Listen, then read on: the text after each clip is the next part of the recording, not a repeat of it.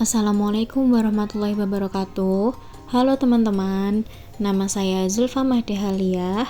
Saya seorang mahasiswa aktif semester 2 Fakultas Bahasa dan Ilmu Komunikasi Universitas Islam Sultan Agung Semarang. Pada kesempatan kali ini, saya akan menjelaskan sedikit materi mengenai prinsip dasar penyiaran radio dan televisi. Yang pertama ada pengertian, yang kedua ada perkembangan, ketiga karakteristik, keempat sifat-sifat, yang kelima keunggulan serta kelemahannya, lalu yang keenam ada proses penyiarannya. Oke, yang pertama ada pengertian. Pengertian broadcast atau siaran adalah pesan atau rangkaian pesan dalam bentuk suara, gambar, atau suara dan gambar dan sebagainya yang dapat diterima melalui perangkat penerima siaran menurut Undang-Undang Nomor 32 Tahun 2002.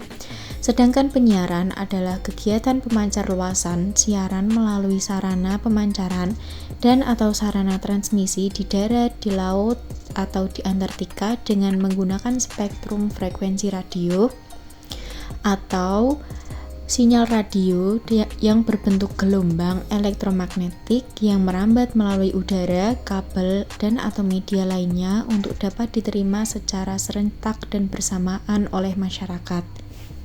Bagian kedua ada perkembangan. Penyiaran di Indonesia dimulai dengan berdirinya Batavia Radio Vereniging dan Nirom. Dan pada tahun 1930-an berdiri suatu stasiun radio amatir bernama Nivera. Pada masa penjajahan Jepang, penyiaran sempat dilarang untuk dilakukan. Sampai pada tahun 1952 muncul suatu organisasi PARI, singkatan dari Persatuan Amatir Radio Indonesia. Sejak saat itu, radio menjadi alat untuk berkomunikasi antar pulau. Radio amatir sempat dibekukan oleh pemerintah sekitar tahun 1952 sampai 1965 dan kembali berkembang pada tahun 1966 setelah runtuhnya masa Orde Lama. Perkembangan dunia penyiaran Indonesia dimulai terlihat ketika diadakan Asian Games pertama kali di Indonesia dan berdirinya stasiun televisi TVRI tahun 1962, serta dibangunnya Stadion Gelora Bung Karno dan Monas pada sekitar tahun 1960-an. TVRI menjadi saluran televisi satu-satunya di Indonesia selama kurang lebih 27 tahun.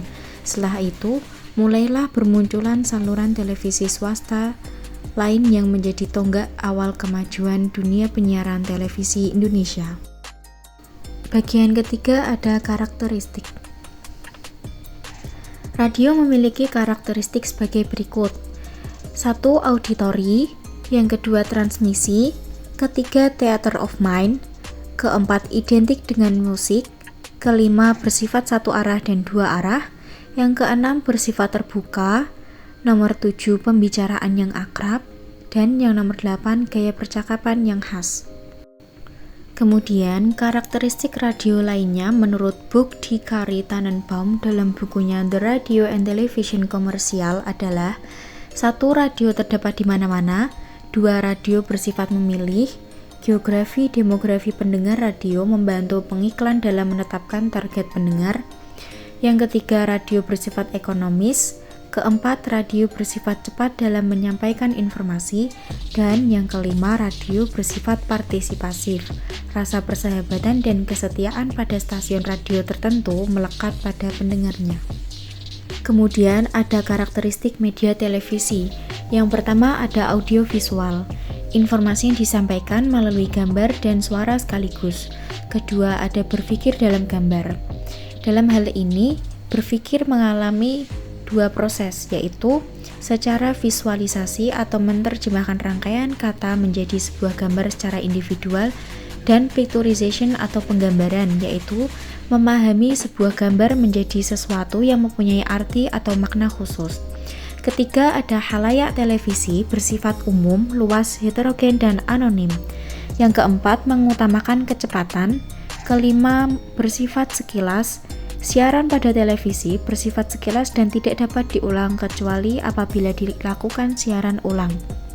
Kemudian yang keenam, bersifat satu arah. Para audiens televisi tidak dapat memberikan feedback secara langsung atau berkomunikasi secara langsung oleh penyiar berita atau informasi dalam televisi karena perbedaan jarak dan waktu yang tidak dapat diperkirakan. Selanjutnya, bagian nomor 4 yaitu sifat-sifat. Dikutip dalam buku Manajemen Media Penyiaran, Strategi Mengelola Radio dalam Televisi tahun 2008 karya Morrison, bahwa media penyiaran sebagai media massa memiliki perbedaan sifat dengan media massa lainnya. Media massa dibagi menjadi media cetak dan media elektronik. Kemudian media elektronik dibagi menjadi dua, yaitu radio dan televisi. Sifat-sifat yang pertama yaitu radio. 1. Dapat didengar bila siaran. 2. Dapat didengar kembali bila diputar kembali. Ketiga, daya rangsang rendah. Keempat, elektris. 5, relatif murah. Dan 6, daya jangkau luas. Kemudian, ada sifat-sifat televisi. 1. Dapat didengar dan dilihat bila ada siaran. 2. Dapat dilihat dan didengar kembali bila diputar kembali. Ketiga, daya rangsang sangat tinggi. Yang keempat, elektris. Kelima, sangat mahal. Dan yang keenam, daya jangkau luas. Selanjutnya, sifat media penyiaran sebagai media massa. Pertama, ada publisitas, yaitu mempublikasikan atau menyebarkan suatu berita sehingga dapat diakses dan dikonsumsi oleh khalayak umum atau orang banyak. Yang kedua, ada universalitas, yaitu pesan yang dibawa bersifat umum dan mengandung informasi mengenai segala aspek kehidupan yang ditunjukkan kepada masyarakat umum. Kemudian nomor 3 ada kontinuitas, yaitu terbit berkesinambungan atau terus-menerus sesuai dengan jadwal terbitnya, baik secara harian, mingguan, atau bulanan. Yang keempat ada aktualitas, yaitu berisi hal-hal baru seperti informasi atau laporan peristiwa terbaru, tips baru, dan sebagainya.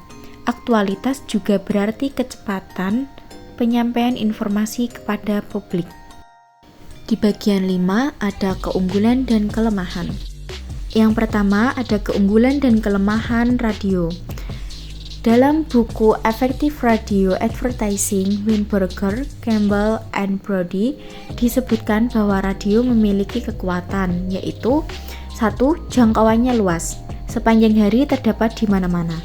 Yang kedua, pendengarnya yang sangat spesifik, geografi, demografi, minat khusus, sampai sifat psikologis. Yang ketiga, hemat biaya bagi pengiklanan. Kemudian nomor 4, frekuensi, dapat mencapai frekuensi yang sangat tinggi dalam waktu singkat. Kemudian yang kelima, daya cipta atau kreativitas, imajinasi, teater pikiran. Selanjutnya ada kelemahan radio, yaitu 1. Hanya berupa suara. Suara tidak mampu menjelaskan gambar, grafik data, atau hal-hal teknis tanpa menimbulkan salah paham. Selanjutnya ada kelemahan yang dimiliki oleh radio. 1. Hanya berupa suara. Suara tidak mampu menjelaskan gambar, grafik data, atau hal-hal teknis tanpa menimbulkan salah paham. Yang kedua, bersifat selintas. Semua radio tersebut tidak terdokumentasikan oleh pendengar. Kemudian yang ketiga, anti-detail. Kelemahan yang bersifat auditif dan selintas karena radio tidak mungkin menyajikan sesuatu secara detail. Setelah kekuatan dan kelemahan radio, selanjutnya ada kekuatan dan kelemahan televisi. Kekuatan dari media penyiaran televisi. Yang pertama, detail, menampilkan audio dan visual. Yang kedua, daya rangsang yang tinggi, memberikan informasi, iklan, dan program. Yang ketiga, menggunakan teknologi yang tinggi, seperti digital dan streaming. Yang keempat, lebih menggoda. Kelima, mudah ditiru. Keenam, jangkauannya lebih luas. Audiens yang dituju dari berbagai penjuru, baik secara nasional, regional, dan internasional. Selanjutnya, kelemahan media televisi. telah dikemukakan oleh beberapa ahli komunikasi sejak teknologi televisi mulai berkembang, seperti Melvin DeFleur, Joseph Dominic McQuail, bahwa dampak negatif yang diberikan oleh media televisi akan muncul seiring dengan pemanfaatan televisi yang sangat kompleks bagi kehidupan manusia. Hal ini telah terjadi saat ini dan telah kita saksikan di depan mata kita sendiri. Hampir setiap hari, berbagai peristiwa yang terjadi yang tidak sedikit salah satu variabel penyebabnya berasal dari media televisi. Saat ini pun, pemerintah telah menegaskan agar saluran yang menayangkan konten memproduksi suatu program yang dapat mendidik, memberdayakan, serta mencerahkan bangsa. Hal ini bertujuan untuk kecintaan terhadap nasional akan semakin menguat dan menciptakan kesejahteraan bangsa. Kemudian pada bagian terakhir yaitu proses penyiaran. Terselenggaranya penyiaran ditentukan oleh 3 unsur yaitu studio, transmitter, dan pesawat penerima.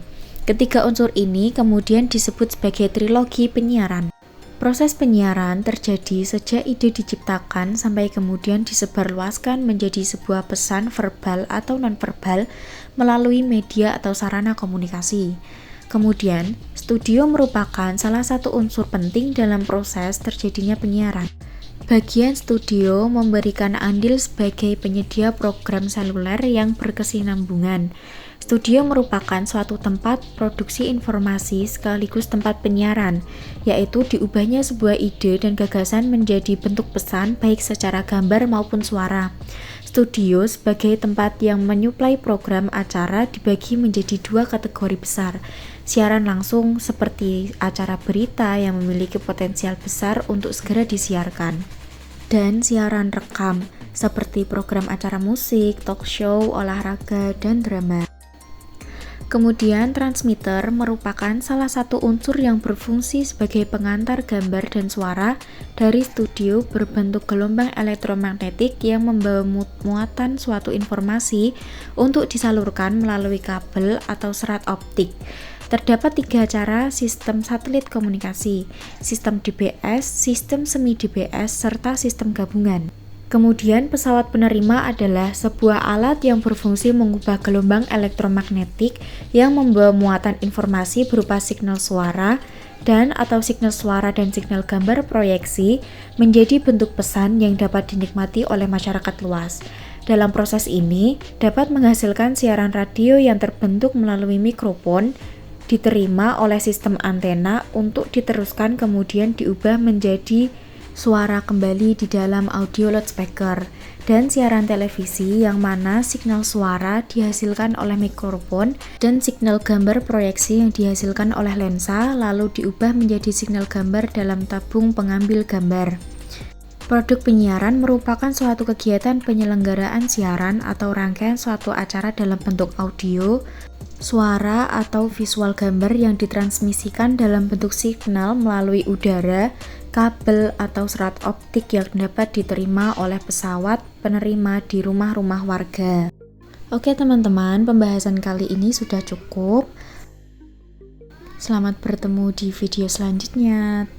Thank you for watching. Bye-bye. Wassalamualaikum warahmatullahi wabarakatuh.